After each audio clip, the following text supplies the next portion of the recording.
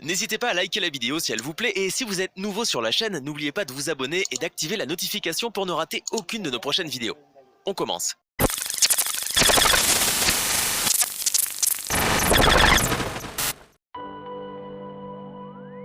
Le board barcelonais tente de convaincre Lyon de rapatrier Umtiti.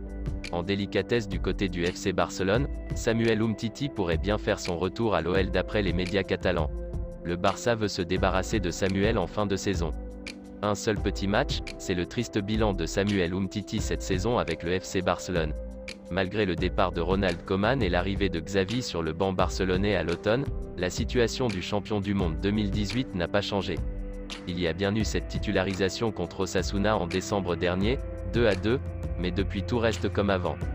C'est-à-dire un Umtiti abonné au banc quand il n'est pas aux salles de soins. C'est d'ailleurs le quotidien du natif de Yaoundé depuis la mi-janvier après une fracture de l'orteil. Son retour est prévu dans un mois mais c'est bien de son avenir à moyen et long terme dont il est question.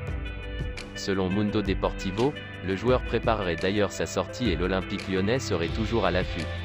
Rapatrier les anciens de la maison, une tactique pas franchement nouvelle puisque Jean-Michel Aulas avait avoué le mois dernier que son club pensait à faire revenir Alexandre Lacazette, Corentin Tolisso et Maxime Gonalons. Cependant, Lego n'aurait quelques doutes concernant l'état physique d'Umtiti. Après avoir soigné un genou douloureux depuis des années, le défenseur est aujourd'hui blessé au pied. Absent depuis le mois de janvier, Umtiti en a pour 3 mois. Au Barça, on espère toutefois que l'option OL se concrétisera. Franck Kessié a tout ficelé avec le FC Barcelone pour le rejoindre en fin de saison sans contrat. Le milieu de terrain ivoirien de 25 ans n'a pas voulu renouer avec Milan en raison de l'engagement ferme du Barça, qui a clôturé sa signature avec le déplacement de Matteo Alemany à Milan lundi dernier. Le directeur du football du Barça avait déjà les termes de ce que sera le contrat de l'encore demi-rossonero avec son entourage bien parti et la fuite vers la capitale lombarde a contribué à boucler les dernières franges. Comme cela s'est produit avec Andreas Christensen, une autre opportunité de marché à la fin de son contrat avec Chelsea, Kessié a également reçu un appel de Xavi Hernandez, qui lui a dit ce qu'il attend de lui et la confiance maximale pour être très important dans son projet. L'Africain est arrivé à Milan à l'été 2017 en provenance de l'Atalanta et compte 36 buts en 213 matchs chez le septuple champion d'Europe, avec qui il espère remporter sa première Serie A, pour cette année, emmenée par l'équipe de Stefano Pioli. Xavi a été interrogé en conférence de presse sur les dossiers Kylian Mbappé et Erling Haaland, annoncés proches du Real Madrid.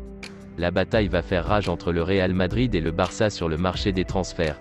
Alors que les deux clubs se retrouvent ce week-end pour un classico au sommet, le duel pourrait se poursuivre hors des terrains.